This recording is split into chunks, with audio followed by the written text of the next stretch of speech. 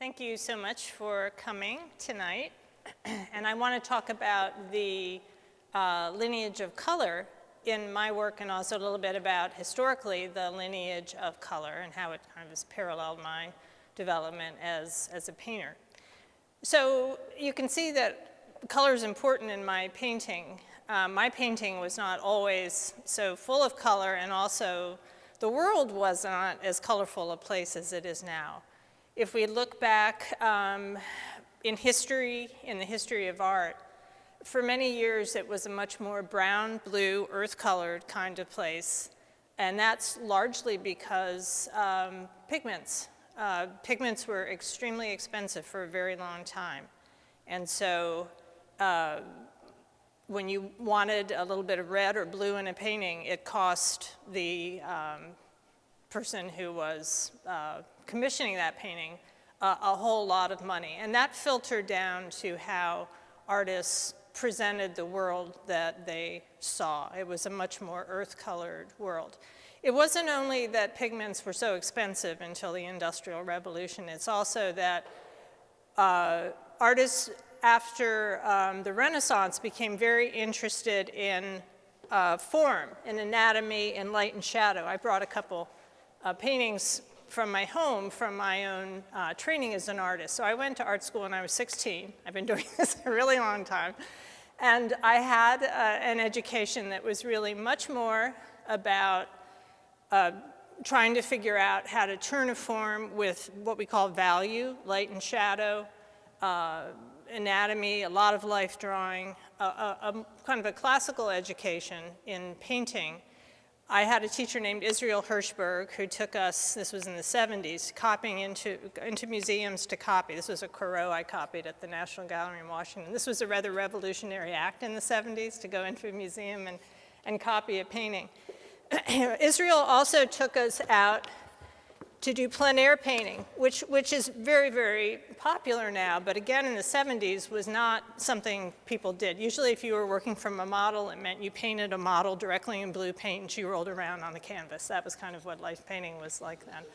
So you can see here that if you compare this to my paintings now, it's a much more earth tone, much more subtle, maybe in color, than I was working before. So, you know, it's almost as though sometimes somebody's development as a painter will parallel art history, and certainly was true for me.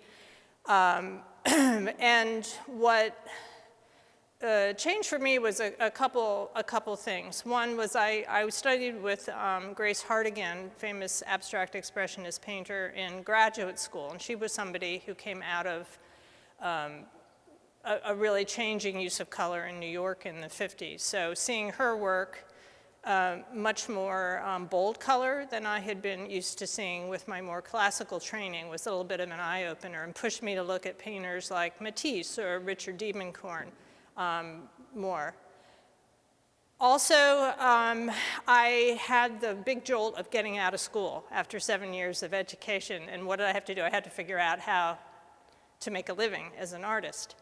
So when artists get out of school, they tend to go through a couple things happen. They stop doing their creative work because they have to make a living, or they find a way to go through the many years of sort of floundering to find their own voice. It's a very difficult process to go from being a student to finding your own kind of footing with your own style and approach.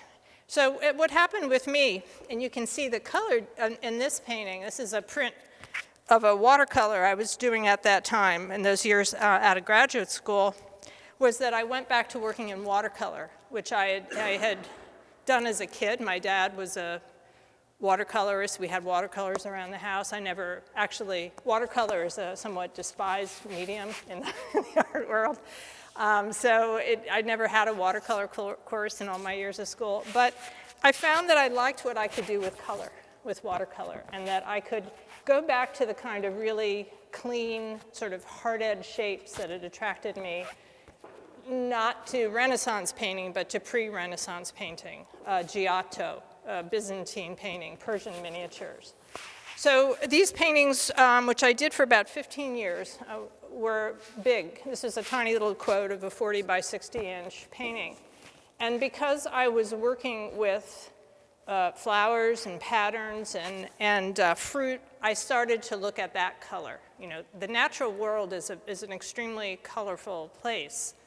And so those colors started to work their way into my painting, and also I discovered the beauty of color, just the beauty of a color right out of a tube. Watercolor is an incredibly beautiful medium that gets, I teach also, and my students will really complain about the muddiness of watercolor.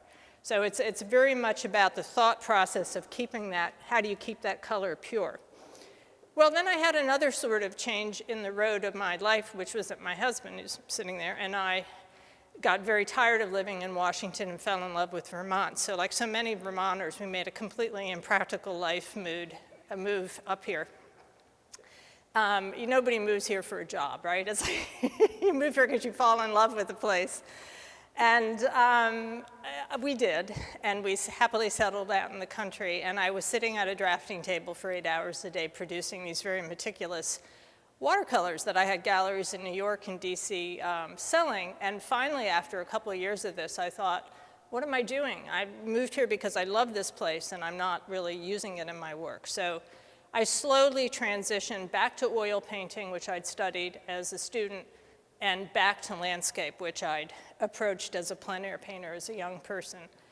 So what you're seeing here is kind of the evolution of me combining all these different sort of things, as all artists do. You know, we come out of the legacy that our teachers give us, and they're very separate kinds of legacies in visual art. And I think this is such an eclectic show, and I think if we talked, or you can read on the panels, that each of us has quite a different legacy. The wonderful artist in the room over here who does the big landscape painters, we're the only two people, I think, working with landscape. We have a completely different landscape legacy. He comes out of the Hudson River School.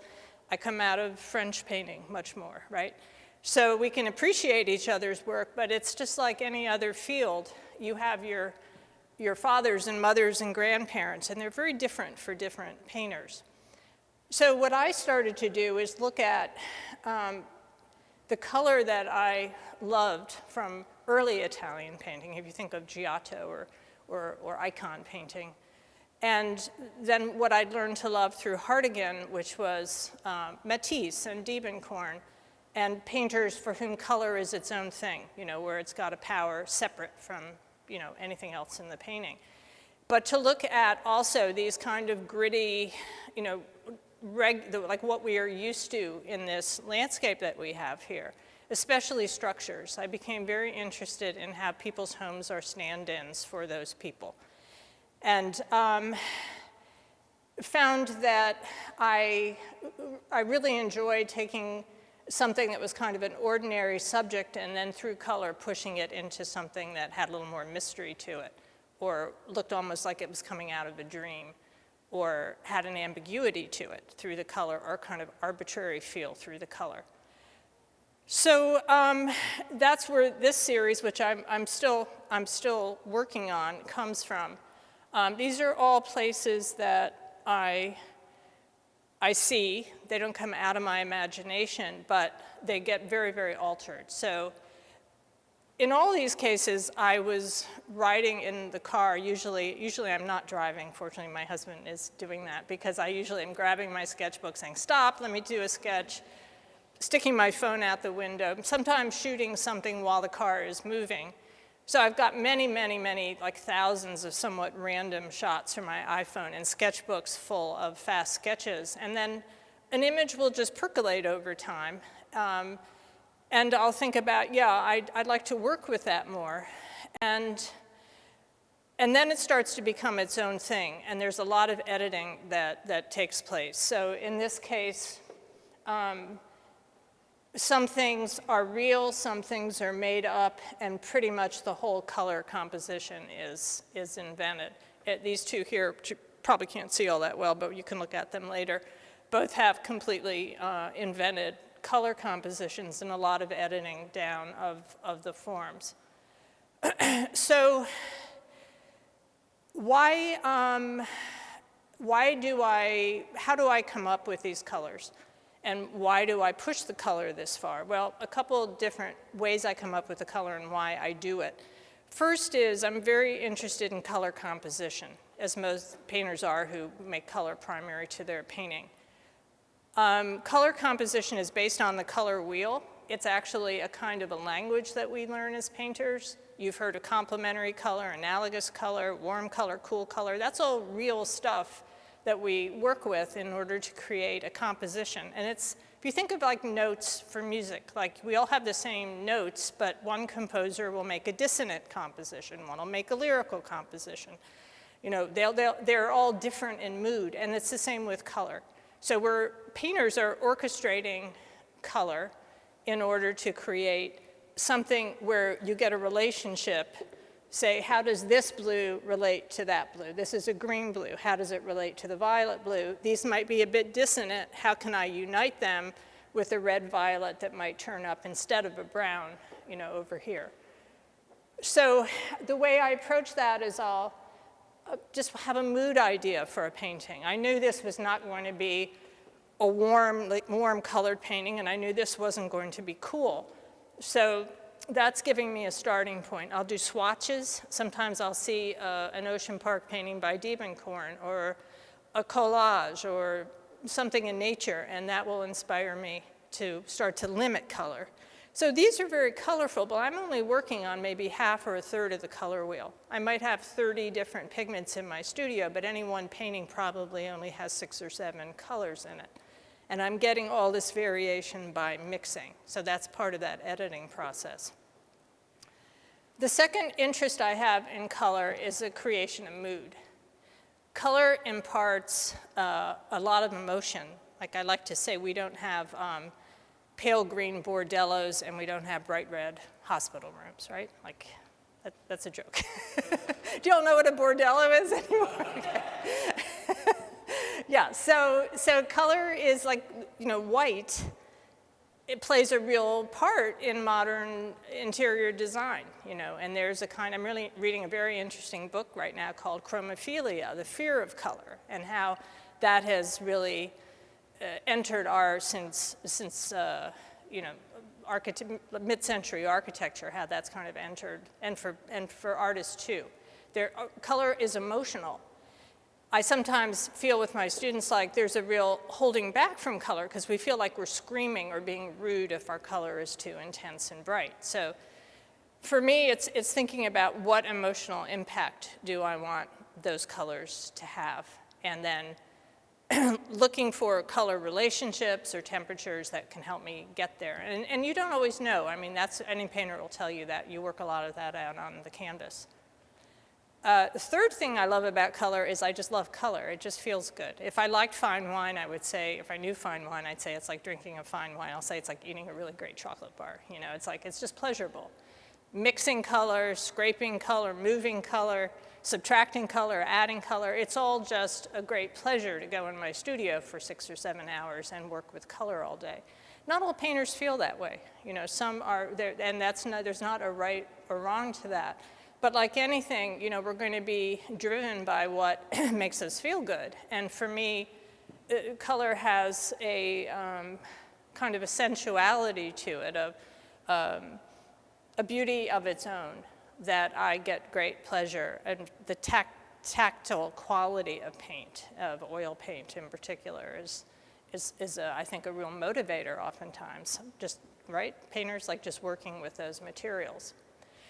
Now, you might notice I have some figure paintings over here. So where these came from, just like that change I made back into landscape, these I've started just a few years ago, and they're a return to my early love and study of figure painting, but done kind of accidentally, kind of stumbling in on this. The figure in landscape is a really old kind of trope in painting. You know, you go back to classical painting, Renaissance painting, you know, the big brown landscape with the peasant with a little red hat, like that. There are hundreds and hundreds and hundreds of those. But what happened when we lost the church and rich patrons is there was no longer a demand or a reason, really, to put figures in landscapes. If you think about it now, it's not really that common a subject. But it's a fascinating and challenging subject for a painter to deal with.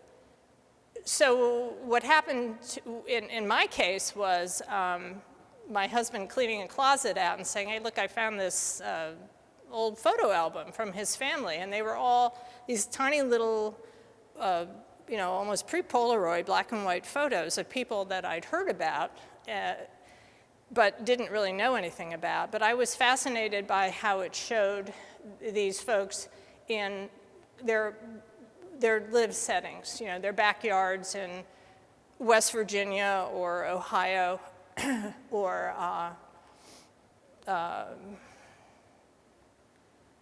in the Midwest, places I didn't know. So I could let my imagination roam. It wasn't like I was doing paintings of my own family, which I think would have been felt much more inhibiting. So this has been a really interesting series for me. I have a painting called 3 Generations hanging as you walk up the steps. It's an example of one of the oil paintings coming out of that series. I started them as watercolors because I thought I just wanted to work out kind of what I was trying to say with these and how I would deal with the figure without getting too fussy, with no pencil drawing. So just jumped in with my brush, looking at this little tiny black and white photo. And then some of them are turning up bigger as oil paintings, like this one I called Schoolgirls. So it's probably time to wrap up soon, I'm thinking, right? 3 or 4 minutes, oh, okay. And we'll take some questions. Sure. So with this is a kind of example of how color can live on its own, but also give a little bit of emotion or narrative. What interested me in this image was the patterning, the repetition, the fact that the girls were anonymous, very similar, but also individual and very different. And also, what the heck are they doing and where are they? I found very interesting.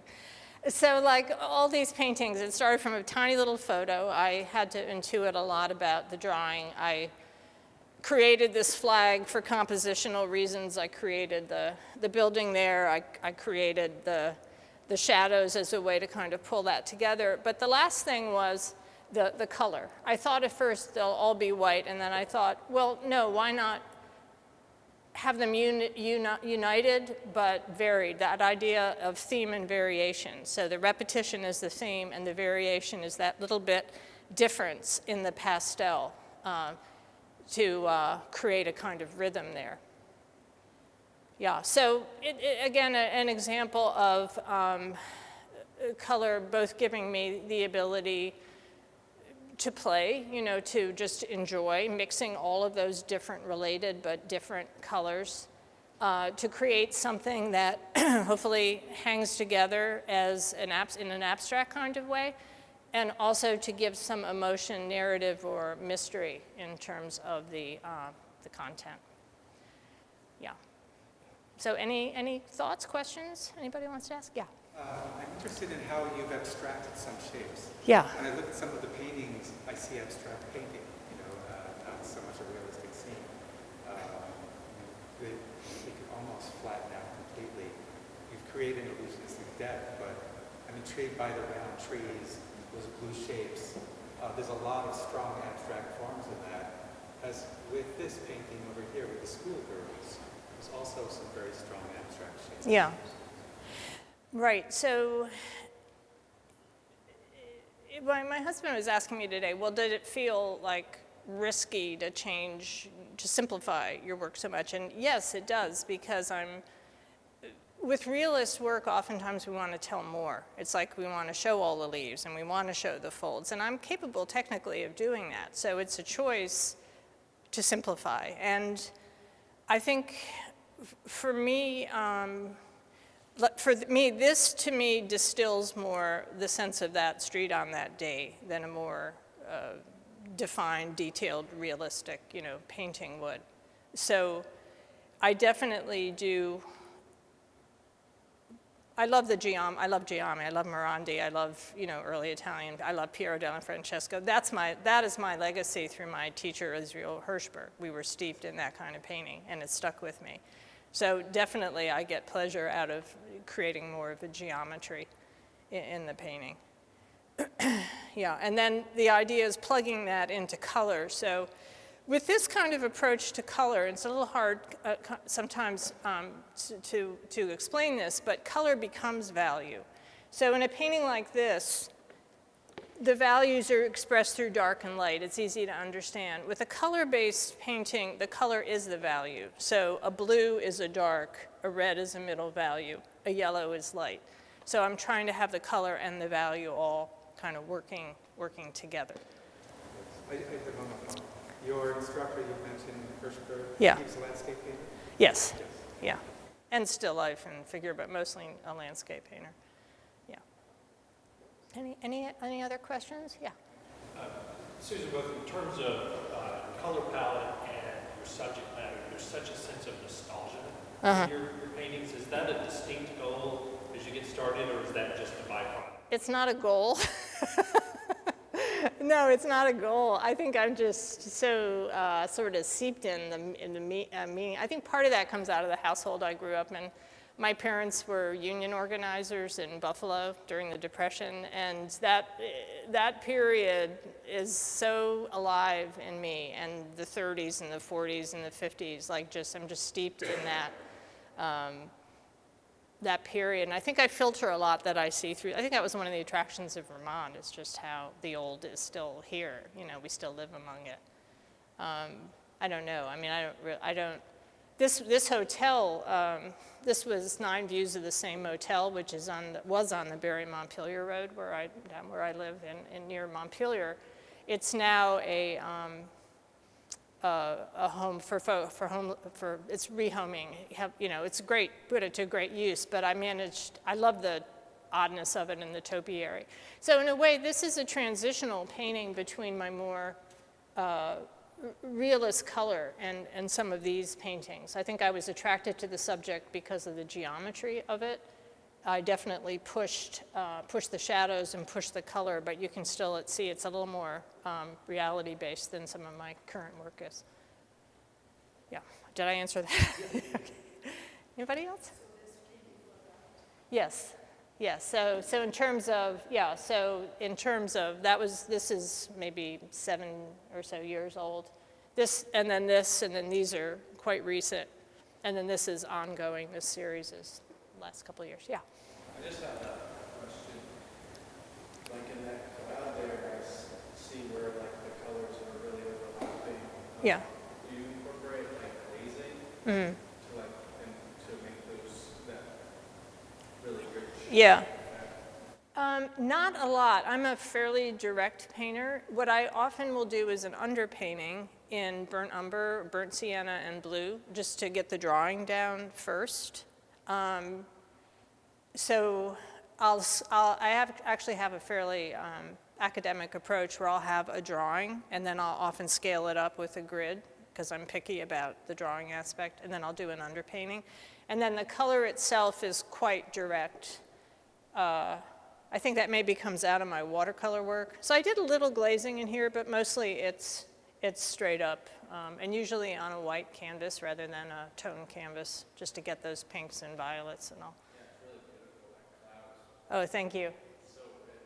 Thanks. That yellow underneath and Thanks. Some of this is a late, as the painting develops, like I think I kind of put that in later. Like I won't like pick up that building and move it 5 feet, but I will do some real color shifts, which will mean glazing and just painting over something.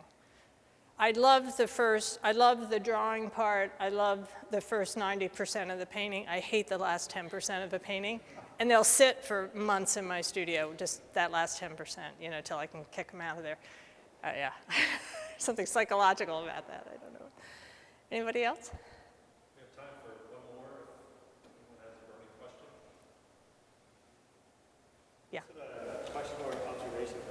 I know you're kind of pushing the color to sort of be beyond a realistic palette in a sense, but I sort of think of some of the work that Milton Avery did in Vermont when he was spending some summers here, where the colors are sort of, just unreal, but then you go outside and you look at the landscape and you Yeah. almost see it. Yeah. So it's not, I mean, there's Yeah. some sort of like anchor. Yeah, that's a great point. The world is a much more colorful, weird, colorful place than we think it is. Yeah, and we're still walking around like pre-impressionist painters in a lot of ways, I think. So I actually see, I still do some plein air painting when I teach. I take students out and did a lot of it in the past. I actually see a lot of purple, a lot of red purple, and I'm usually pushing browns and ochres and stuff into color a little more, and it looks realistic to me, so. Thank you, Susan. Yeah, you're welcome. Thank you.